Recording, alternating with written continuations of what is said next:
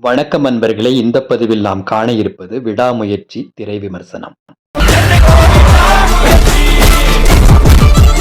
நீண்ட இடைவெளிக்கு பிறகு பெரிய எதிர்பார்ப்புக்கிடையே அஜித்தின் இந்த திரைப்படம் வெளியாகியுள்ளது.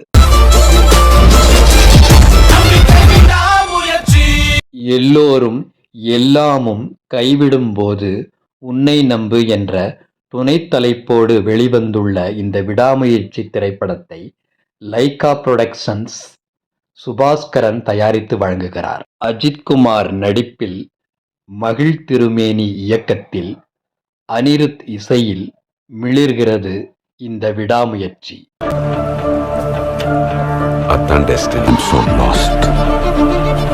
1997 வெளிவந்த பிரேக் டவுன் என்ற ஹாலிவுட் திரைப்படத்தை தழுவி எடுக்கப்பட்ட விடாமுயற்சி திரைப்படத்தின் கதை சுருக்கம் இதோ உங்களுக்காக.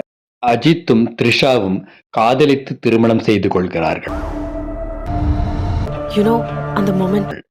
அஜித் தன் தொழிலில் கவனமாக இருக்கிறார்.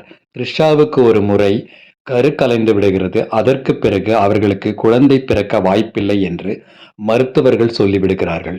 இதன் காரணமாக இருவருக்கும் இடையே கருத்து வேற்றுமை ஏற்பட இருவரும் விவாகரத்து செய்ய முடிவு செய்கிறார்கள்.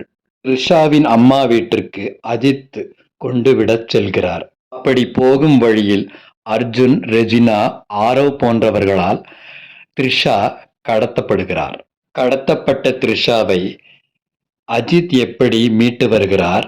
அப்படி மீட்கும் பொழுது எந்தெந்த திருப்பு முனைகள் ஏற்படுகிறது? த்ரிஷாவை மீட்கும் போது அவருக்கு ஏற்படும் சவால்கள், அந்த சவால்களை சந்திக்க அவர் செய்யும் சாகசங்கள் போன்றவைதான் மீதி கதையாக படத்தில் வருகிறது.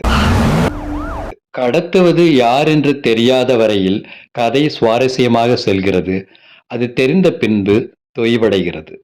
ஓம் பிரகாஷின் ஒளிப்பதிவு, அனிருத்தின் இசை ஆகியவற்றில் குறையொன்றும் இல்லை, நிறைவாகவும் இல்லை.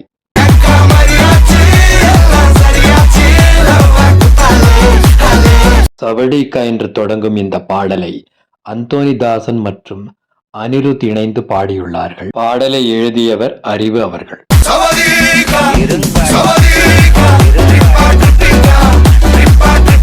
பத்திகிச்சு பாடலை பாடியிருப்பவர்கள் அனிருத் மற்றும் யோகி சேகர். பாடலை எழுதியவர் விஷ்ணு இடவன். இடையில் வரும் ரேப்பை ஏற்றியவர் அமோக் பாலாஜி.